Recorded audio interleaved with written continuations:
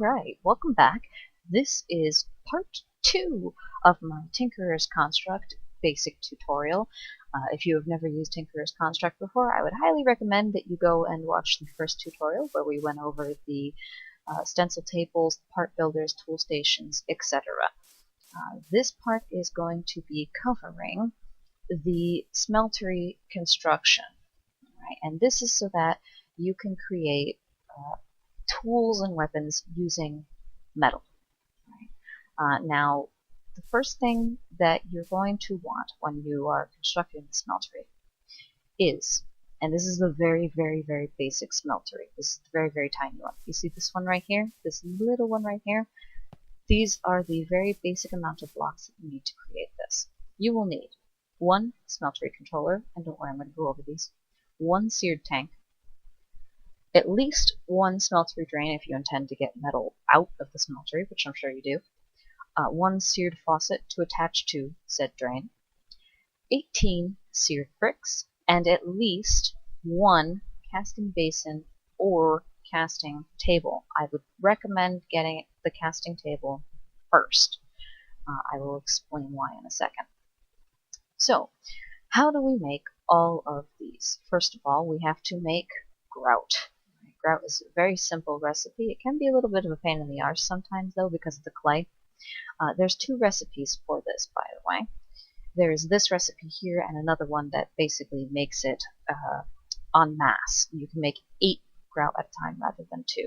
I just typically use this recipe. I will show you the other one, however. Here's the other one. Alright, it's 1 clay block if you want, and then 4 sand and 4 gravel. I tend to use this one just because it's easier to lay it out in the crafting table. I don't have to think about it. Just throw the stack, throw the stack, throw the stack, and then just right click and grab all I want. So clay, sand, gravel, mix grout. Now, with this grout, what you have to do, take it, plop it in the furnace, and for every 1 grout you will get 1 seared brick. Right? This is where we use the seared bricks. The first item you will want to make is the smeltery controller. This smeltery controller is basically the brain, quote-unquote, of the smeltery. It keeps track of all the metal inside of the smeltery. It keeps track of how much lava is inside of the smeltery, which is used to melt the metal. This is a very simple recipe, just basically 8 seared bricks in the shape of a chest, and you get the smeltery controller. I'm going to go over how to put all these together once I'm done showing you the recipes. The next item you need at least one of is the seared tank. This doesn't actually interact, but if I had lava here, I can right click and drop some lava into it. Yeah, there's also other ways of getting lava into this. I'll go over it when we get to the smelteries. So this is the seared tank, another simple recipe. Basically the same recipe as the controller, but with glass in the middle. So seared brick in the shape of a chest, and 1 glass in the middle gets you the seared tank. You can stack these on top of each other. You will see that when I get to the big smeltery over there. The next item we need, at least 1 smeltery drain. You can see that I stuck the seared faucet right on the end of it here. Okay, so the smeltery drain, very simple, just 6 bricks. You got 3 on each side, blank down the middle, and you get your drain. And then the faucet, very simple, seared bricks in the shape of an iron bucket. Right, and that gives you 1 faucet. You need at least one of all of these to get started. Now, the seared bricks. The seared bricks, don't forget you need 18 of these. They're really simple though. It's just 4 seared bricks put into the shape of the 2x2 grid. Right, so it's not that complicated. You can even do this in your inventory if you want. Smelt up the grout, grab it, throw it in your inventory, done. Got some seared bricks. Okay. Now, the casting table. You really should get this one first. This is an easy recipe, just like you are making iron leggings or something like that, but instead seared bricks, so it's a casting table. The basin is the same thing, upside down. Okay? It's like you're making a cauldron, but with seared bricks. Now, these two are slightly different.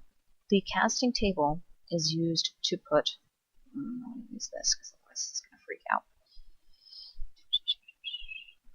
It's used to put casts on. Okay.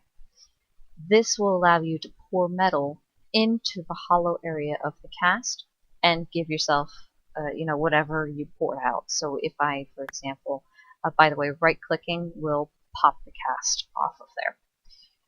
Let's say, for example, I'm going to put on here a large blade. Okay, when I pour metal into this, it's going to pour in here, it's going to set up, and then I right-click to grab the sword, and I right-click to grab the cast.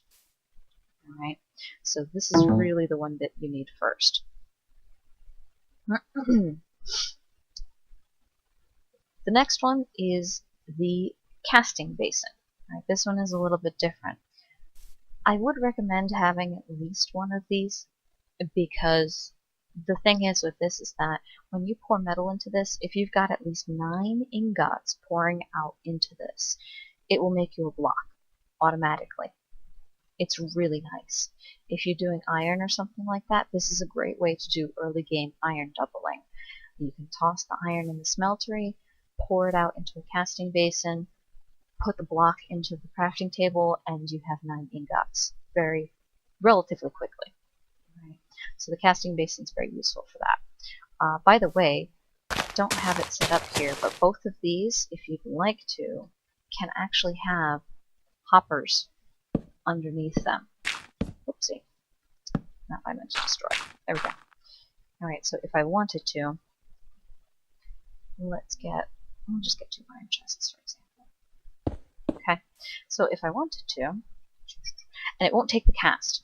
It's smart enough that it will not grab the cast, but if there's some metal in here, like some item just set up, the hopper will grab it and it will stick it into the chest down below. That being said, you don't have to use a hopper. If you're using modded Minecraft, you can use something like item ducts or item conduits from Ender.io. What else? Buildcraft item transport pipes. You can use any of that stuff to pull this out of here. Same deal with this. As soon as the block sets up, it'll pull it right out and right in there. This is a great way, again, to do early ore doubling and to make it a nice, quick process. Clean that up a little bit. Last one here, seared glass. This is not necessary. I just want to make this perfectly clear. This block is not necessary to the functioning of the smeltery. It is a decorative piece. Right? The reason why this is useful, I'll show you later on. You can see on the larger smeltery I used a couple of these. The reason why this is useful is because when your smelteries get that big as it is back there, they tend to get dark inside, and mobs will actually spawn inside of that smeltery. This wouldn't normally be a bad thing, except when the mobs die inside the smeltery, they leave blood in the smeltery. And unless you're planning on making pig iron, you really don't want the blood inside the smeltery, because it's just another liquid taking up space inside the smeltery. So, yeah. Seared glass, put a torch on it, then you're good. Seared glass is really easy if you do want to make it. It's just for the seared brick in the corners and then just filled in with all glass. And that's it. It makes you one. Pretty simple. Now, onto the smeltery itself. This is a very, very simple one. Okay. The basic setup for this, again, is inside the materials in U-Book. Actually, I think it's inside the second one. Yes, it is inside the second one. So let us do this really quickly. Blank one. Blank table. There we go. Whoop. Okay. That's also, by the way, how you turn the first tier book into the second tier book if you want to. You will get this book when you make the smeltery parts, but since I didn't make these, I just spawned them in creative. I didn't get the book. And here we go. This is all the materials in you. I'll have to turn this into the smeltery book. Just a side note, by the way, all of these pieces here, okay, the smeltery controller, the seared glass, the smeltery drains, etc., can be made with the seared bricks. However, it can also be made with these seared bricks. Right? These are dirt/brown kind of looking ones. They are nice for aesthetics. If you have kind of like an old looking forge, this makes some really neat looking blocks. You can see it makes these kind of crusty looking blocks here. So it looks really cool. Kind of rusty and stuff like that. These are a little bit more difficult to make. which is why I didn't introduce them. It's not something that you're going to be making immediately, without a doubt. Right. Yeah, basically, these are made with soiled dirt. If you right-click on this, it's made with gravel, soul sand, and nether wart, and you only get 2. And this is the only recipe. So you're not going to be making this right away. However, if later down the road you go to the nether and you're like, wow, I have a whole ton of nether wart. I've been having this farm and I don't really need all of this nether wart. Feel free to go ahead and use it to make the seared bricks for the darker smeltery. Looks really cool. Alright, so the smeltery. This is the very basic setup. Okay. We have 9 blocks on the bottom here. I basically filled it in like a crafting table. And then 3 blocks around the edge of those 9 blocks. Right, typically what I do for the small smelteries to start off with, I do just 3 around here, 3 around there, 3 around there. It does not have to look like this. Alright, if I wanted to, I could do this. And, if I really wanted to start pumping this stuff out. Oops. Put the casting table on the casting table. It's casting tableception. I could do that if I wanted to. This is completely valid. Alright, as long as you have this smeltery controller, this seared tank, and any of this stuff in this shape, it is a legitimate setup for the smeltery. By right-clicking on the smeltery controller, you can actually see the smeltery control here, and obviously I do not have a lot of slots. Right. Basically what I've got is what fits right here, right now. Right. It's not rendering for some reason at the moment. Oh, I know why it's not rendering. It's just Let's fill that tank really quick. There it goes. Alright, so now you can see, do not jump in here when there is liquid and or when there are metals in here. These are not solid. You will right through them. And you'll leave blood in your smeltery if there's liquid in there. Okay. It takes a little while to cook up, I'm not gonna lie, but it's worth it, believe me. Right? You've got the ingots, they'll give you 1 ingot in here. If you smelt ores in here, however, you will get 2 ingots, quote unquote, right? 2 units of liquid for every ore you put in here. So this is a great ore doubling mechanic very early in the game that you can potentially get. Now, the seared tank. Let's say I don't want to be running back and forth with lava buckets all the time. That's not really terribly convenient, okay? You can use any method from tons of mods to fill this liquid tank. If I really wanted to, I could pop a BC tank here. Right, I can grab a fluid duct and a pneumatic tube from thermal expansion. Right, whoops, wrong way. Not what we meant to do, we wanted to empty it. There we go. Alright, so as you can see, lava's going to fill up that tank. Alright, this is a great way to do this early game. You can also, if you wanted to, put a drum here. Right? It does the same exact thing. Drums are awesome, by the way. Tank from open blocks. Let's clear this out. Okay, filling it up. There was some lava left in there, but there it goes. Right. And then, of course, you don't have to necessarily use the fluid ducts. I'm not going to put down the ender tank. There's a bug right now where the ender tank freaks out if it connects to a thing with liquid already in it. Actually, I might be able to do this. Pneumatic tube.